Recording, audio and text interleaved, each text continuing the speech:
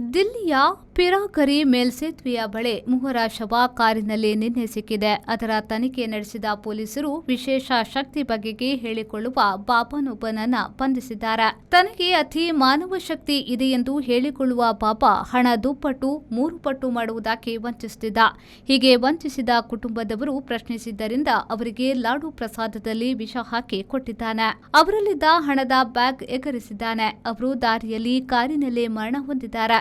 ಮೊದಲು ವಿಷ ಸೇವಿಸಿ ಆತ್ಮಹತ್ಯೆ ಎಂದು ಪೊಲೀಸರು ತಿಳಿದಿದ್ರು. ಕಾರು ನಿಲ್ಲಿಸಿ ಒದ್ದಾಡಿ ಸತ್ತಿದ್ದಾರೆ. ಶವ ಪರೀಕ್ಷೆಯಲ್ಲಿ ವಿಷದ ಲಾಡು ಅಂಶ ತಿಳಿದು ಬಂದಿದೆ.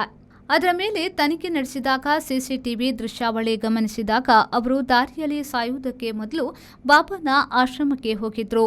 ಅಲ್ಲಿ ಕೊಟ್ಟ ಲಾಡು ಪ್ರಸಾದದ ಪ್ಯಾಕೆಟ್ ಕೂಡ ಕಾರಿನಲ್ಲೇ ಇತ್ತು.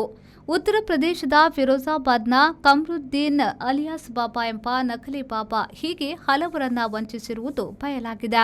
ತಾಂತ್ರಿಕ ಮರ್ಮಬಲದಿಂದ ಧನವರ್ಷ ಸುರಿಸುವುದಾಗಿ ಆತನು ಜನರನ್ನ ನಂಬಿಸುತ್ತಿದ್ದ. ಬಲಿಯಾಗಿರುವ 3 ಎಂದರೆ 76ರ ಶಿವನಾರಾಯಣ್, 42ರ ನರೇಶ್ ಮತ್ತು 40ರ ಲಕ್ಷ್ಮಿ. ಇವರು ದಿಲ್ಲಿಯ ಜಹಾಂಗೀರ್ಪುರಿಯ ಬಬ್ರುಲ್ಲಾದವರು. ಬಾಬಾನನ್ನ ಬಂಧಿಸಿ ಆತನ ನೆಲೆಯಿಂದ ಹಲವು ಆತಂಕಕಾರಿ ವಸ್ತುಗಳನ್ನು ಪೊಲೀಸರು ವಶಪಡಿಸಿಕೊಂಡಿದ್ದಾರೆ.